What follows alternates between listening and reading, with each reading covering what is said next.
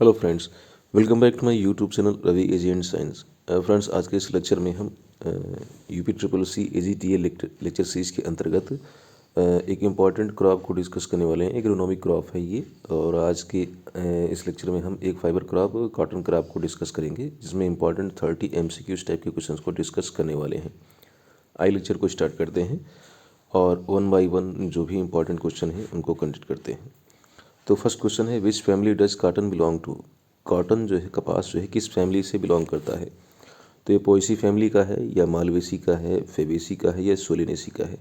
तो साथियों, जैसा कि आपको पता है कि कॉटन मालवेसी फैमिली का मेंबर है, तो आपका ऑप्शन नंबर आपका 20 सेकेंड ऑप्शन आपका करेक्ट ऑप्शन हो जाएगा। नेक्स्ट क्वेश्चन है, what is the scientific name of cotton. तो वैसे कॉटन के तो कई सारे साइंटिफिक नेम हैं। कॉटन में भी दो कैटेगरी है कॉटन की, देसी कपास और जो है आपका एक दूसरा जो है आपका, जिसे हम अमेरिकन कपास कहते हैं। देसी जो होते हैं वो आपके डिप्लॉयड वाले होते हैं, और जो अमेरिकन है वो आपके टेट्राप्लॉयड हैं। तो देखते हैं इसमें ऑप्शन में क्या है। तो what is the scientific name of cotton. तो कॉटन का साइंटिफिक नेम है गॉसिपियम हिरसुटम, या ट्रिटिकम एस्टिवम, सोलेनम ट्यूबरोसम, या जियामेज। तो आप लोग जानते हैं इन सब के नाम तो आपको पता ही है। ट्रिटिकम एस्टिवम गेहूँ का बॉटनिकल नेम है, हेक्साप्लॉयड वीट का। सोलेनम ट्यूबरोसम जो है आपका ये पोटैटो का है, जियामेज आपका मेज का है, और गॉसिपियम हिरसुटम आपका फर्स्ट ऑप्शन आपका करेक्ट ऑप्शन हो जाएगा। गॉसिपियम हिरसुटम जो है आपका ये अमेरिकन कपास का बॉटनिकल नेम है, तो ऑप्शन नंबर फर्स्ट आपका करेक्ट ऑप्शन हो जाएगा। आइए नेक्स्ट क्वेश्चन देखते हैं, which type of fibre is a cotton. Cotton का जो फाइबर है वो किस नेचर का है। तो क्या नेचुरल है फाइबर, ये सिंथेटिक है, या सेमी सिंथेटिक है, या मिनरल है। तो साथियों, जो काटन का जो फाइबर है वो नेचुरल माना जाता है, यानी प्राकृतिक माना जाता है। तो ऑप्शन नंबर आपका एक करेक्ट ऑप्शन हो जाएगा। काटन का फाइबर नेचुरल फाइबर के कैटेगरी में कंसिडर किया जाता है। नेक्स्ट अगला क्वेश्चन देखते हैं, cotton is classified as. Cotton को क्लासिफाइड किया गया है, कपास क्या है। तो बहुत सिंपल सा क्वेश्चन है कि कार्टन इज सीरियल क्रॉप है। तो सीरियल क्रॉप तो है नहीं। फाइबर क्रॉप है, या ऑयल सीड क्रॉप है, या लेग्यूम क्रॉप है। तो साथियों, ना तो ये दलहनी फसल है और ना ही ये ऑयल सीड क्रॉप है। वैसे ऑयल इसका एक्सट्रैक्ट किया जाता है इसके जो है बिनोले से या कॉटन सीड से, लेकिन ऑयल सीड क्रॉप नहीं मानी जाती है। ये फाइबर क्रॉप है स्पेशली आपका। तो ऑप्शन नंबर आपका बी करेक्ट ऑप्शन हो जाएगा। Cotton is classified as a fibre crops. Second जो ऑप्शन है आपका ये करेक्ट ऑप्शन हो जाएगा। अगला प्रश्न देखते हैं, what is the longest staple variety of cotton in India. तो कॉटन का जो है सबसे जो लॉन्गेस्ट स्टेपल होता है, यानी जो जिससे लंबे जो है रेसे निकाले जाते हैं, उसमें से कौन सी वैरायटी है। तो सुविन है, या H4 है, या वारालक्ष्मी है, या LRA 5166 है। तो साथियों, ये वैरायटी है आपका फर्स्ट सुविन जो है आपका लॉन्गेस्ट स्टेपल वैरायटी मानी जाती है कॉटन की। तो पहला ही ऑप्शन आपका ऑप्शन नंबर फर्स्ट आपका करेक्ट ऑप्शन हो जाएगा। अगला क्वेश्चन देखते हैं, what is the optimum temperature for cotton growth. Cotton की ग्रोथ के लिए जो ऑप्टिमम टेम्परेचर है वो कितना माना जाता है। तो साथियों, 10 से 15 डिग्री सेल्सियस, 21 से 27 डिग्री सेल्सियस, या 30 से 35 डिग्री सेल्सियस, या 40 से 45 डिग्री सेल्सियस। वैसे कहीं कहीं यहाँ पर आपको देखने को मिलेगा 21 से 30 डिग्री सेल्सियस भी देखने को मिलेगा। और चूँकि ये ऑप्शन में है नहीं, तो जो सबसे अच्छा जो ऑप्शन चुना जाएगा वो सेकेंड ऑप्शन हो जाएगा। 21 से 27 डिग्री सेल्सियस जो है आपका इसकी ऑप्टिमम टेम्परेचर माना जाता है कॉटन की ग्रोथ के लिए। तो ऑप्शन नंबर आपका सेकंड ऑप्शन करेक्ट ऑप्शन हो जाएगा। अगला प्रश्न है, which type of soil is best for cotton cultivation. Cotton की कल्टीवेशन के लिए कौन सी मिट्टी सबसे अच्छी मानी जाती है। तो सिंपल सा क्वेश्चन है, बहुत सारे साथियों को पता होगा। ब्लैक सॉइल है, या सैंडी सॉइल है, या लोमी सॉइल है, या रेड सॉइल है। तो साथियों, कॉटन के लिए जो सबसे अच्छी सॉइल मानी जाती है ब्लैक सॉइल मानी जाती है। ऑप्शन नंबर आपका एक करेक्ट ऑप्शन हो जाएगा। नेक्स्ट मूव करते हैं अगला क्वेश्चन की तरफ। तो नेक्स्ट अगला प्रश्न है हमारा जो है कि what is the ideal pH range for cotton soil. Cotton की जो कल्टीवेशन के लिए जो उसकी सॉइल है उसका पीएच रेंज कितना होना चाहिए। तो साथियों, ये जो है आपका 4.5 से 5.5 होना चाहिए, 6 से 7.5 होना चाहिए, 7.5 से 8.5 होना चाहिए, 8.5 से 9.5 होना चाहिए। तो ज़्यादा अच्छा माना जाता है जो इसका पीएच रेंज है वो 6 से 7.5 के बीच में माना जाता है। तो ऑप्शन नंबर आपका सेकंड करेक्ट ऑप्शन हो जाएगा। पीएच रेंज इसका 6 से 7.5 के अंडर में आना चाहिए। नेक्स्ट अगला प्रश्न देखते हैं, what is the main method of sowing cotton. Cotton को बोने का सबसे जो अच्छा जो तरीका है, मुख्य विधि है, वो कौन सी है। तो ब्रॉडकास्टिंग मेथड से करते हैं, या ड्रिलिंग से करते हैं, या डिबलिंग से करते हैं, या ट्रांसप्लांटिंग से करते हैं। तो डिबलिंग मेथड सबसे ज़्यादा अपनाया जाता है। तो ऑप्शन नंबर आपका सी करेक्ट ऑप्शन हो जाएगा। यही इसका मेन मेथड है सोइंग का। कॉटन को बोने का जो तरीका है सबसे जो अच्छा माना जाता है वो डिबलिंग माना जाता है। ऑप्शन नंबर आपका सी करेक्ट ऑप्शन हो जाएगा। नेक्स्ट अगला क्वेश्चन देखते हैं, विच nutrient is required in the highest amount two by cotton. Carton के द्वारा किस प्रकार के न्यूट्रिएंट्स की सबसे ज़्यादा आवश्यकता होती है? कौन सा न्यूट्रिएंट सबसे ज़्यादा मात्रा में जो है इसे चाहिए होता है? तो वो है नाइट्रोजन है या फास्फोरस है या पोटेशियम है या सल्फर है। तो साथियों नाइट्रोजन की सबसे ज़्यादा इसे आवश्यकता होती है, तो ऑप्शन नंबर ए आपका करेक्ट ऑप्शन हो जाएगा। जो कॉटन है, कॉटन को नाइट्रोजन की सबसे ज़्यादा आवश्यकता होती है, तो फर्स्ट ऑप्शन आपका, ऑप्शन नंबर फर्स्ट आपका करेक्ट ऑप्शन हो जाएगा। नेक्स्ट देखते हैं, क्वेश्चन है कि what is the first hybrid cotton develop in India. तो इनमें से विच is the first hybrid cotton develop in India, Bharat में इनमें से कौन सा प्रथम कॉटन की वैरायटी जो है डेवलप की गई।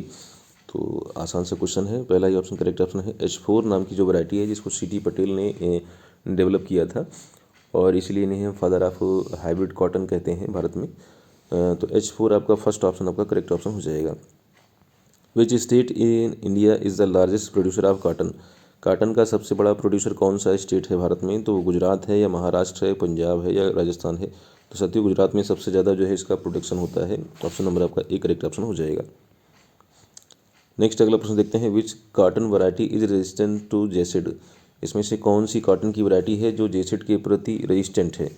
तो साथियों कॉटन की वैरायटी जो जेसिड के प्रति रेजिस्टेंट है वो है आपका H8 है या LRA 5166 है या H4 है या MCU7 है।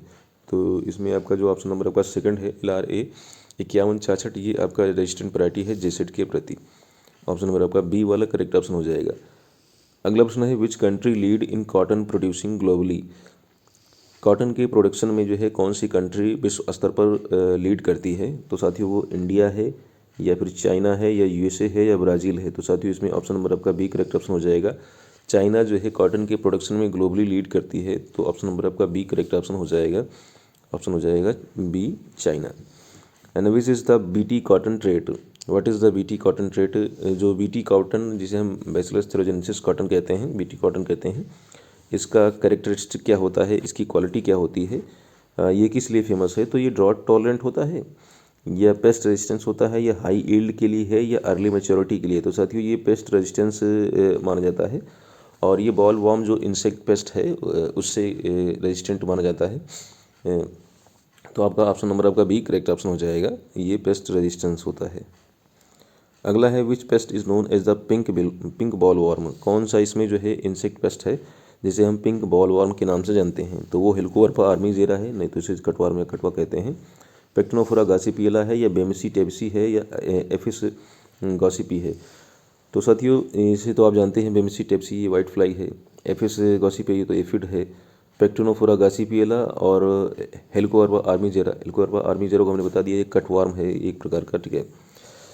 तो पेक्टोनोफोरा गॉसिपियला आपका ऑप्शन नंबर आपका बी करेक्ट ऑप्शन हो जाएगा। पेक्टोनोफोरा गॉसिपियला इसे हम पिंक वॉल वार्म के नाम से भी जानते हैं। ऑप्शन नंबर आपका बी करेक्ट ऑप्शन हो जाए, Pectinophora gossypiella is the right option. Option number आपका बी। अगला प्रश्न देखते हैं, the major disease affecting cotton is, वो कौन सी मुख्य बीमारी है जो मेजर डिजीज़ है जो कॉटन को सबसे ज़्यादा प्रभावित करती है। तो साथियों वो विल्ट है या लीफ कर्ल वायरस है या एंथ्रेक्नोज है या बॉल रॉट है। तो साथियों लीफ कर्ल वायरस के द्वारा जो है ये बहुत ज़्यादा जो है कॉटन की फसल प्रभावित होती है। तो leaf curl virus, option number आपका बी करेक्ट ऑप्शन हो जाएगा। अगला है, which is a natural predator of cotton paste, इनमें से कौन सा कॉटन के लिए एक नेचुरल प्रेडेटर का काम करता है। तो साथियों वो है lady bird beetle. Option number आपका फर्स्ट पहला ही करेक्ट ऑप्शन हो जाएगा। पहला ही ऑप्शन, लेडी बर्ड बीटल जो है as a natural predator cotton के लिए यूज होता है। अगला है, what is the scientific name of cotton aphid, cotton में जो एफिड का अटैक होता है उसका साइंटिफिक नेम क्या है। वो एफिस क्रैक्सीवोरा है या एफिस गॉसिपी है या बेमिसी टेप्सी है या पेक्टोनोफोरा गॉसिपियला। पेक्टोनोफोरा तो अभी आपने बताया था कि ये है आपका पिंक बॉल वर्म है, बेमिसी टेप्सी ये वाइट फ्लाई है, एफिस गॉसिपी और क्रैक्सीवोरा इनमें से एक है, दोनों ही एफिड हैं। तो साथियों इसमें ऑप्शन नंबर आपका बी करेक्ट ऑप्शन हो जाएगा। एफिस गॉसिपी जो है आपका ये कॉटन की एफिड का साइंटिफिक नेम है। अगला प्रश्न देखते हैं, which fungicide is commonly use for seed treatment in cotton, cotton में बीज को उपचार करने के लिए कौन सा फंगीसाइड, कौन सा कवकनाशी इस्तेमाल किया जाता है। तो साथियों वो कार्बेंडाजिम है या कॉपर सल्फेट है, मैंकोजेब है या फिर वो है क्लोरोथेलोनिल है। तो साथियों इसमें जो है आपका ऑप्शन नंबर आपका ए कार्बेंडाजिम जो है आपका ये आपका इस्तेमाल किया जाता है, इसको हम यूज करते हैं कॉमनली यूज जो फंगीसाइड है सीड ट्रीटमेंट के तौर पे, वो आपका कार्बेंडाजिम है। ऑप्शन नंबर आपका ए करेक्ट ऑप्शन हो जाएगा। अगला क्वेश्चन देखते हैं, when in when is cotton typically harvested, cotton को हम कब हार्वेस्ट कर लेते हैं, कब इसकी तोड़ाई कर लेते हैं, पिकिंग कर लेते हैं? तो साथियों एट फ्लावरिंग, जब फ्लावरिंग हो रही है तभी से तोड़ते हैं, तब तो तोड़ने का कोई मतलब ही नहीं है। व्हेन बॉल ओपन, जब बॉल ओपन हो जाते हैं, जो बॉल हैं इसके कॉटन बॉल वो ओपन हो जाते हैं तब इसको तोड़ते हैं। ड्यूरिंग वेजिटेटिव स्टेज या एट ए सीडलिंग स्टेज, ना तो सीडलिंग स्टेज में करेंगे, ना वेजिटेटिव स्टेज में करेंगे, और ना ही फ्लावरिंग स्टेज में करेंगे। तो आपका ऑप्शन नंबर पर बी करेक्ट ऑप्शन हो जाएगा। जब इसके बॉल ओपन होने लगते हैं तब ऐसा लगता है कि जो इसके जो फाइबर हैं, जो लिंक्ड हैं, वो मैच्योर हो चुके हैं और इसको पिक किया जा सकता है। तो आपका ऑप्शन नंबर का बी करेक्ट ऑप्शन हो जाएगा। When boll opens and at that stage we can typically harvested the cotton crop. तो ऑप्शन नंबर आपका बी करेक्ट ऑप्शन हो जाएगा। अगला क्वेश्चन देखते हैं, what is the lint percentage in cotton? Cotton में लिंट परसेंटेज कितना होता है? तो साथियों कॉटन में जो लिंट का परसेंटेज होता है वो आपका 20 से 30% होता है, या 35 से 45% होता है, 50 से 60% होता है, या 65 से 75%। तो ऑप्शन नंबर आपका बी करेक्ट ऑप्शन हो जाएगा। 35 से 45%, वैसे कहीं कहीं आपको लिखे मिलेगा 32 से 42% लिखा रहता है। अमूमन जो आपके जो अच्छी वैरायटीज़ होती हैं, जिनमें रेशे की अच्छी मात्रा को कंसिडर किया जाता है, उनमें 40% से ऊपर माना जाता है। तो ये आपका ऑप्शन नंबर 35 से 45, ये आपका इसके ज़्यादा क्लोज है। तो 35 से 45% ये आपका ऑप्शन करेक्ट ऑप्शन हो जाएगा। अगला प्रश्न है, व्हाट इज़ गिनिंग? गिनिंग क्या है? तो ginning is a process by which cotton fibre was separated from its seed. तो गिनिंग क्या है? तो ginning is a separating cotton fibre from seed. Option number अब ए करेक्ट ऑप्शन हो जाएगा। गिनिंग प्रोसेस ऐसी प्रोसेस होती है जिसमें हम कॉटन के फाइबर को हम सेपरेट करते हैं, किससे? इसके सीड से, इसके बीज से। तो उसके जो बॉल होते हैं, कॉटन के जो बॉल होते हैं, उसमें सीड और जो है लिंट दोनों आपस में मेसी होते हैं, उलझे हुए होते हैं। तो इनको दोनों को अलग करना ही जो है आपका सीड से जो है आपका फाइबर को अलग करना ही गिनिंग प्रोसेस कहलाती है। तो फर्स्ट ऑप्शन आपका करेक्ट ऑप्शन हो जाएगा। अगला है, which country first developed the cotton gin? किस कंट्री ने जो है कॉटन के गिन को डेवलप किया? कौन सी कंट्री है जिसने कॉटन गिन को डेवलप किया? तो साथियों वो है USA, United state of America. First option आपका करेक्ट ऑप्शन हो जाएगा। यूनाइटेड स्टेट ऑफ अमेरिका ने इसे सबसे पहले जो है इसे डेवलप किया था। आगे देखते हैं, what is the unit for measuring cotton quality? Cotton की क्वालिटी को मेज़र करने के लिए इनमें से कौन यूज किया जाता है? तो काउंट इस्तेमाल किया जाता है, या डेनियर इस्तेमाल करते हैं, या माइक्रोनायर इस्तेमाल करते हैं, या ग्राम इस्तेमाल करते हैं? तो साथियों माइक्रोनायर, जिसे हम इन शॉर्ट मिक भी कहते हैं, MIC के नाम से जानते हैं, मिक। तो माइक्रोनायर को इस्तेमाल किया जाता है। ये फाइबर की फाइननेस और क्वालिटी को मेज़र करता है। अगला प्रश्न है, what is BT toxin derive from? BT जो टॉक्सिन है ये कहाँ से प्राप्त किया गया है? तो साथियों एग्रोबैक्टीरियम टुमेफेसियन से प्राप्त किया गया है। ये इसे एग्रोबैक्टीरियम टुमेफेसियन से प्राप्त किया गया है, या बैसिलस थ्यूरोजेनेसिस से प्राप्त किया गया है? यही ऑप्शन है आपका, ऑप्शन नंबर का बी ही करेक्ट ऑप्शन हो जाएगा। बैसिलस थ्यूरोजेनेसिस से जो है आपका बीटी कॉटन जो है, इसका शॉर्ट जो नेम है बीटी, बीटी जो है इंडिकेट करता है बैसिलस थ्यूरोजेनेसिस को, एज ए बैक्टीरिया।